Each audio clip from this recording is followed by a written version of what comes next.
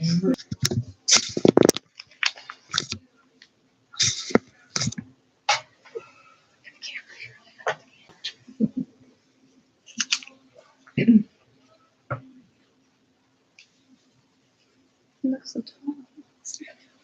on.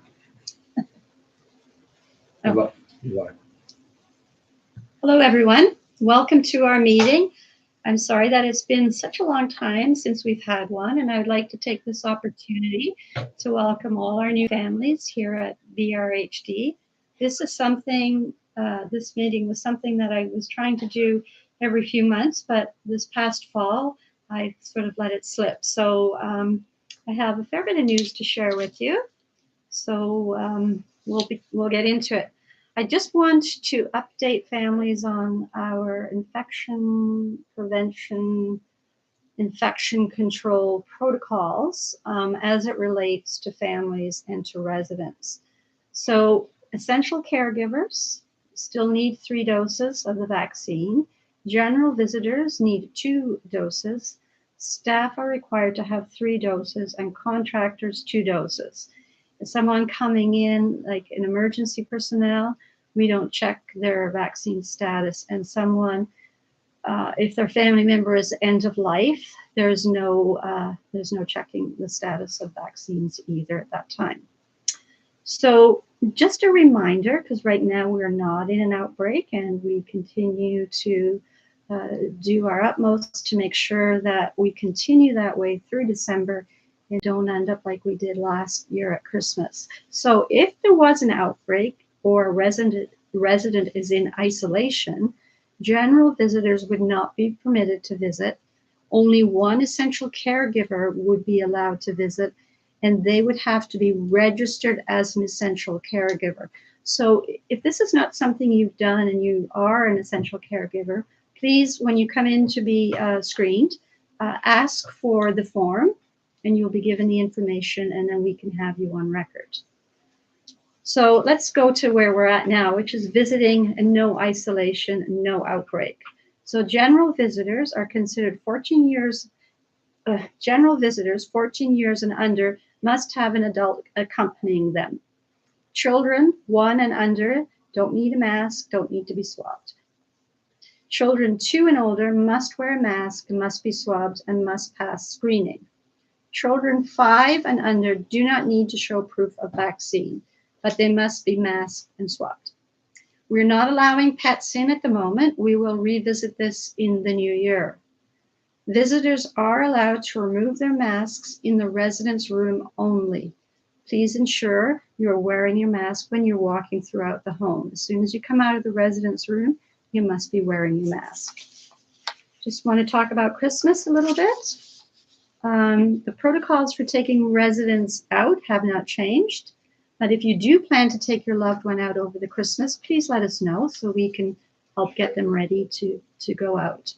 So this year for Christmas dinner on Christmas Day, if you would like to have dinner with your loved one, you're going to be able to do that, but it has to be in the residence room, and there can only be up to 4 people in the room because of social distancing.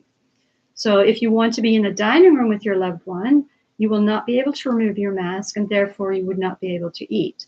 So the cost for the dinner is $20. If you are planning on coming for dinner, please let Chris Burns know. The deadline date is December 16th so that we can prepare the food.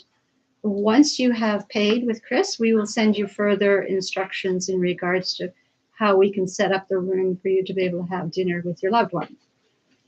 So this year, we are doing the Gift of Hope again, which is something we did last year, and I will send out the flyer to you after the meeting. The Gift of Hope is to help offer love and support to one of our seniors this holiday season by purchasing a gift of hope. We have 64 individuals who live in our care at BRHD. Let's make this a wonderful Christmas by showing them some love. So there are some ways that you can help. Donate an item in bulk, and it will be distributed according to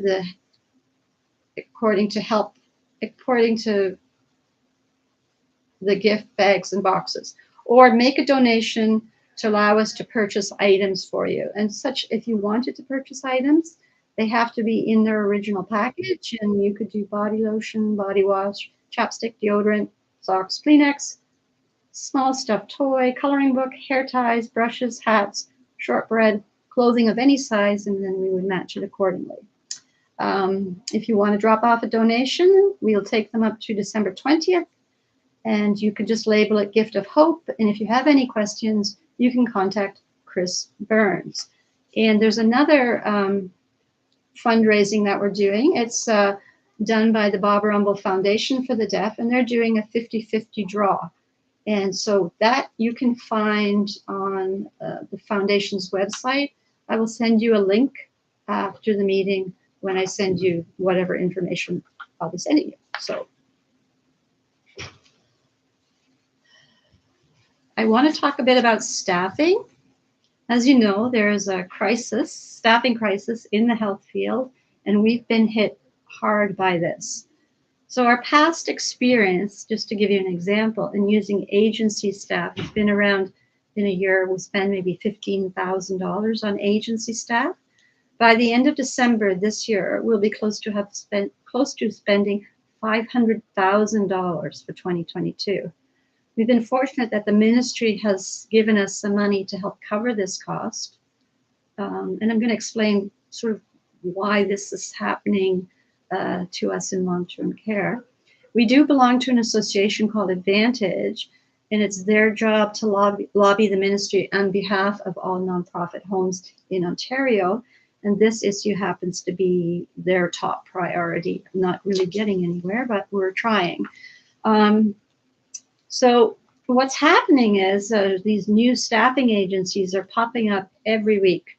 I get 2 or 3 emails a week with new agencies introducing their services to me. So what's happening is this appeals to many staff as they can earn more money, choose their hours, and now the agencies are offering benefits on top of that. So we're still in the middle of Bill 124, which only allows us to increase staff compensation, which includes CPP and WSIB, by 1% per year. So Bill 124 focuses on female-dominated professions such as health, hospital, social work, social services, while the male-dominated professions like the police, the fire, and the paramedics are not included. There is a charter challenge on Bill 124, but I don't know. So if the staff are given the opportunity to go somewhere else and make a lot more money and choose their own hours versus taking whatever it is we can give them to increase their already fairly low salary, we know what they're going to pick. So I'm going to give you an update on our actual staffing status. So let's go here. Jessica Oikel, resigned in September, and Jessica Dyke replaced her.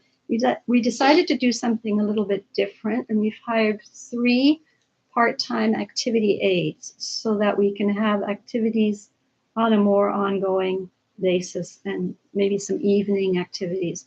I noticed in the chat someone asked if we were planning to do Christmas lights tours. The December calendar is ready, and it has trips to go out and see the lights. The calendar is put together through a software program called Activity Pro. And one of the things Activity Pro can do is send out the calendar to everyone. So in the new year, we have to input everybody's address, and there's things we have to do in the background. But once we've done that, we'll be sending out the calendar to the families on a monthly basis so that you can take a look and see if there's anything that you feel maybe your family member would like to attend, and perhaps you'd like to come and accompany them. So that will be in the new year. Okay. So just, okay, I'll read the comments later. So I'm giving you a staffing report from September to the end of November. So just to give you an idea that we are doing our very best to try to recruit. So we've got a job fair at Georgian College coming up on December 5th. So we'll have a couple of staff there. we'll be trying to recruit nursing students and PSW students. We have an ongoing ads that run in Indeed, which is an online portal that you can go and look for jobs. We did hire a recruitment agency to look for registered staff, specifically RNs for us. They did find one person, and we interviewed her. We liked her. She was moving from Nova Scotia. And we never heard from her again, which is quite common these days. We hear from people, they're interested, and then we never hear back from them. So that is a bit frustrating. So in terms of staffing, we've hired 7 BRHD, and I'm making a distinction between the agency and our own staff. So we've hired 7 BRHD PSWs in the nursing department, and we've lost 5 for various reasons. We've hired no new RNs and no new RPNs. We need 4 RNs and 3 RPNs. So we're quite, at this point in time, desperate. We've had absolutely no response to any of the ads that we've put out. We've orientated 7 BRHD PSW staff and 4 agency PSW staff, 7 agency RPNs, and 3 agency RNs. Some of our agency staff have been given part-time and full-time lines. This helps us to give the consistency to the residents. So rather than having a different agency person coming in all the time, we've asked the agencies, whoever they're sending in, if they can actually fill one of our open lines so that they will get familiar with the needs of the residents. We did lose 1 RPN in October. Let's go down to dietary. So we lost a part-time cook. So now we're looking for 2 cooks part-time. We had 1 person in housekeeping and laundry resign. So we're actually looking for, what Ruth wants to do is some cross-training, so she can cross-train people between both dietary and housekeeping. These our staff are not picking up the shifts. So this way we can slot them into either dietary or housekeeping depending on where we need them. So we're looking for 3 part-time dietary or housekeeping individuals. We have a student who's a food and nutrition manager student. She has her placement with us. She also works for us part-time. So we have a number of students we've been really depending upon through the fall. We had the pleasure of working with Georgian College's PSW students and RPN nursing students, which we usually did prior to COVID. The PSW group placement was from September to October, and there were 5 students and an instructor. So that really helped us on the floor with the residents a lot. In November 15th to December 21st, we have another 5 PSW students and their instructor working here in the home. We have a PSW group placement. Oh no, we did that one, sorry. We currently have a PSW student being mentored by one of our own PSWs from October 31st to December 16th for 224 hours. In the new year, we will continue to have groups of students come to our home for clinical placement. We also have an RPN student starting on January 9th and working with one of our full-time RPNs for 400 hours. So that is actually a really big help to us. We also are hiring an occupational therapist for 4.5 hours a week. The occupational therapist will be here to help with mobility assessments for wheelchairs. So in the past, families have had to pay for that assessment. We'll actually have someone here on staff now who can do that. She'll also be involved with things such as the cleaning clinics, teaching our PSWs how to clean wheelchairs properly, how to maintain them.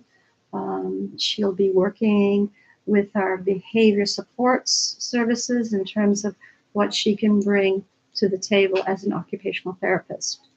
We're also looking for screeners and swabbers. So if you know of anyone who'd like to work part-time and take some of the shifts, that would be great.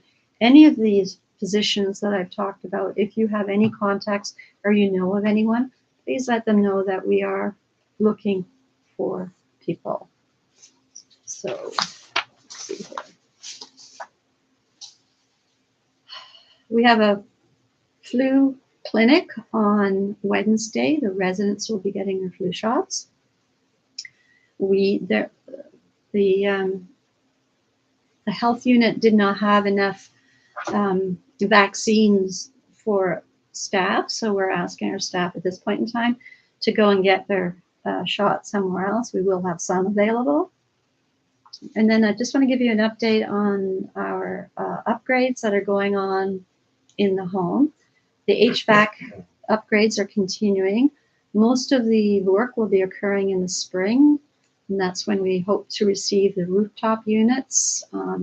So I will certainly be sharing a lot more information in the new year, in the spring, in regards to what is happening with the HVAC system. We're going ahead with the second stage of upgrading the nurse call bell system.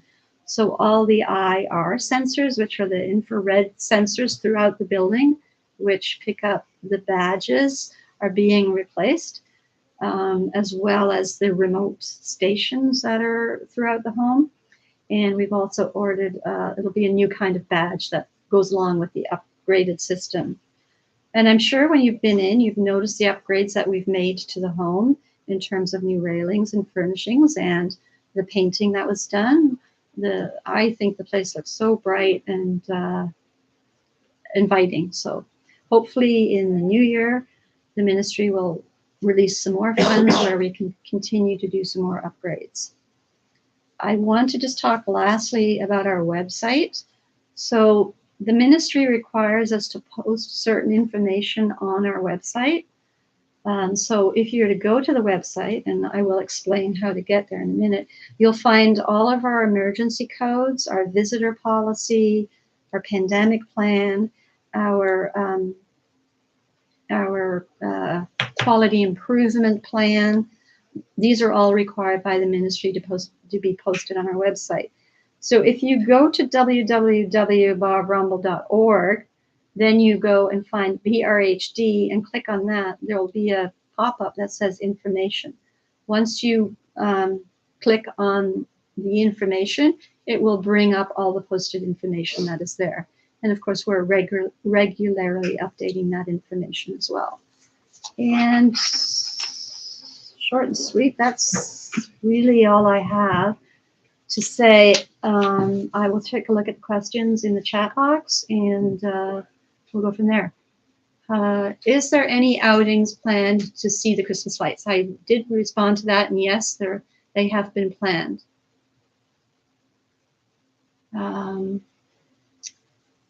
What time is the Christmas dinner? 5 p.m. on Christmas Day.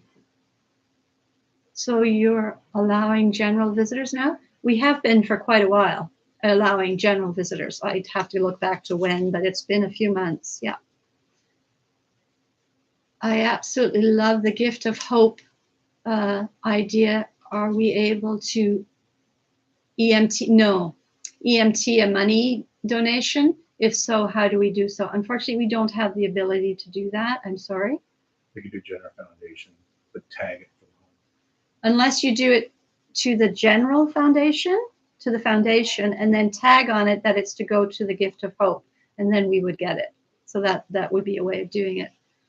The staffing agency spending is incredible. Seems like it's leading to privatization. Exactly, privatization of healthcare. Besides writing to our MPP, is there anything else we can do?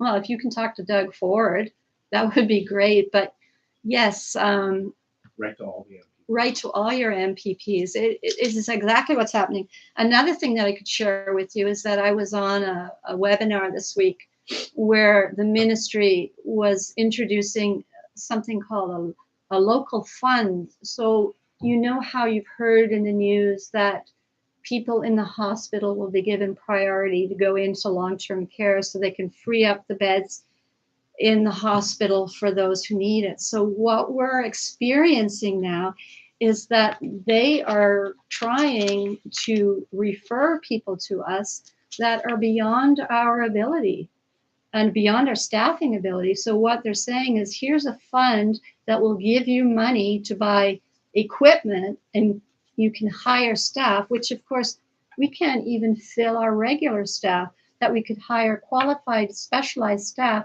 to take care of people. And they're talking about sending us people who need chemo, so they would get their chemo here, they would get their dialysis here, all sorts of things. That what they're trying to make us is a mini hospital is how we're feeling at the moment. And all of the homes are feeling the pressure of of Ontario Health, as it's now called, not Berlin, and the hospitals pressuring us to take people that we're not qualified at this point in time to take. We are lucky here at the home. We don't have a specialized unit, so we're able to say no probably more than some of the other homes, because we can't guarantee the safety of certain residents because we don't have a locked unit, we don't have a specialized unit. But that's what's happening. And you know how it seems in life, things slowly change, and all of a sudden we're somewhere where we never realized we were going. And that's what's happening with long-term care. You know, they're just putting the burden of what's happening in the hospital on the back of long-term care, which is already broken, as everybody knows. So for us here at the home, it is very much feeling that, because the 1% does not affect the for-profit homes. They get the same funding from the ministry as we do, but they're not bound by Bill 124. We are. The not-for-profit homes are. So, you know, if there's anything you can do to talk to your MPP, or you have whatever, I don't have an answer. I do know that Advantage is a great organization, has done a lot for not-for-profit homes. And I just want to remind you that during the peak of COVID, it was the for-profit homes that had all the deaths. The not-for-profit homes came out much better than the for-profits. And I could talk about that all day, but I won't. So yeah, there's a lot to be concerned about in terms of, you know, we as a not-for-profit organization, our money goes into the care of the residents. The for-profits have to consider their shareholders and their residents. And I don't know how anybody can balance that, because it should be about the residents. So I will get off my soapbox and see if there's some more questions here. Where are we now? Are there sign language training opportunities for staff? The new year, we will be going back to having, I'm hoping, in-house sign language classes. During COVID, we tried the virtual learning, and it's for our staff to attend. And I was paying a teacher, and she had no students. So there was no way of guaranteeing that the students showed up. So I would prefer to do that in-house. So that will happen in the new year. And anybody's welcome to come to the classes. They are geared towards the staff in terms of what they're taught. So it's not like an ASL class that you would take at the college or down in Toronto at the center. It's geared towards getting the staff on the floor, understanding the needs of the residents, and then expecting that they will continue to pick up more sign language as they work here. Wow, such staffing challenges. Thank you for the dedicated staff for your continuing efforts to provide excellent care. I appreciate that. Thank you. Yes, the painting and new furnishings look wonderful. Thank you. I'm happy with them too. Is there a protocol for visiting after 5 p.m.? It's hard when you work during the day. Yes, so our screening and swabbing ends at 4:30. And what we have told people in the past, so new families may not know this, we would suggest, if you want to come to visit your family in the evening, please come after 6, because at 5 o'clock we have dinner, we have the nurse doing her med pass. It's a very, very busy time. So 6 o'clock, you would come, you'd have to press the buzzer and hope. You may have to wait a little while, but if you come between 4:30 and 5:30, you could be standing a long time waiting to get in. For those who didn't know this, prior to COVID, families were given a card swipe and they could come and go as they please. Unfortunately, because we have to do active screening, we can't do that at the moment. So we have to let people in, we have to screen them, we have to swab them, and then they can go in. So understanding that in the evening, there's no dedicated staff for that. So it's usually the nurse who's already very busy. So, but I do understand people who are working until 5, and it's very difficult. And hopefully, you know, going into next year, the ministry will be changing some of the protocols, some of the guidelines that we have to follow. Let's see.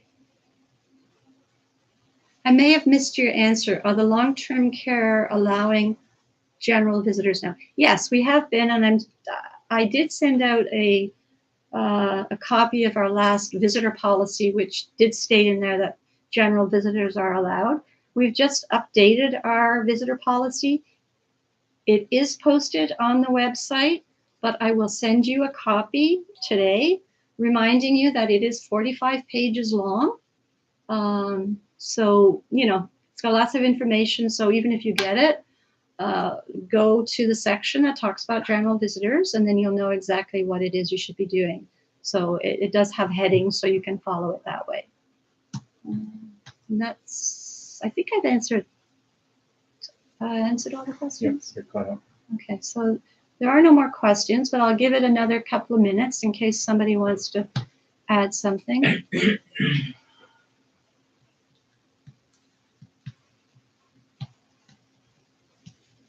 And this video, or this YouTube video, is available. You can share the link with your family members. So if they weren't able to attend today or whatever, they can watch it later. One more? Alternate format needs to be provided for the 45 documentation ASL version. Yes, that would be nice. You know, we try our best. We do have summaries, and I will send that out to you. There's the ministry's got one that talks about what residents can expect. So I'll send you that. We have in the past done summaries of the visitor policy to make it a little bit easier. And we've talked about it in great length at some of these meetings. Again, new families are not going to know that. I understand. Thank you. Thank you. Your update means so much to me. You're welcome. Thanks for answering my questions. Thank you for taking the time to do this. You're welcome. Thank you for the updates. You're welcome. I will try and be more diligent at meeting, try and maybe every 2 months or so. Sometimes I just felt like we were sort of in limbo and I didn't know what to share. So then I think that's why I put it off for a bit. So, but we always have new families, so maybe sharing old information is not a bad idea. You're caught up. Okay. Again, we're caught up. So another minute and I'll give you back your day.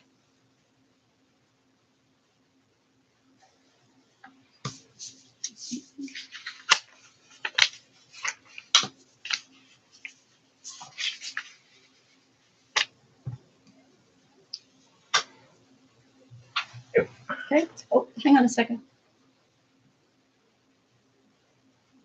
Oh, Sherry here. I'm really looking forward to bringing my dog, and I bet you the residents are looking forward to that as well. And hopefully, in the new year, IPAC lead will allow us to do that. Thank you to all the staff for keeping the spirits up.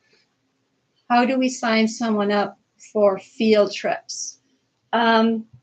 So if you call Jessica Dyke, you can do it that way, or you can call Jen Pilon, or you can actually call Chris Burns, who's at the front desk. There's usually a sign-up sheet on the wall, but not all residents can sign up on their own. So oftentimes it's a family member saying, yes, I want my loved one to go on a trip. So just call, email, let us know, and we'll make sure that happens.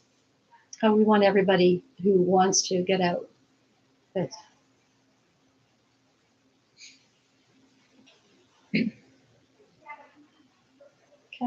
So I'll say, because I won't talk to you before, have a sounds weird, a Merry Christmas and a Happy New Year. And if you have any questions or concerns, please email me or call me or talk with any of our management staff. And just want to say this last thing. I know it's frustrating sometimes for family members with the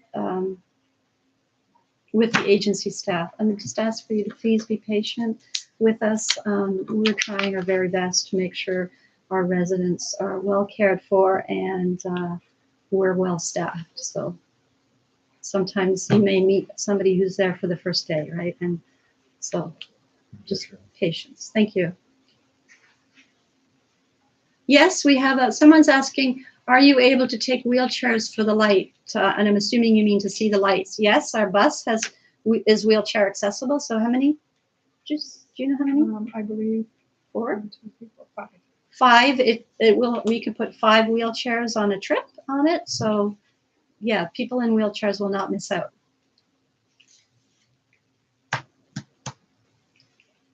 So again, stay safe.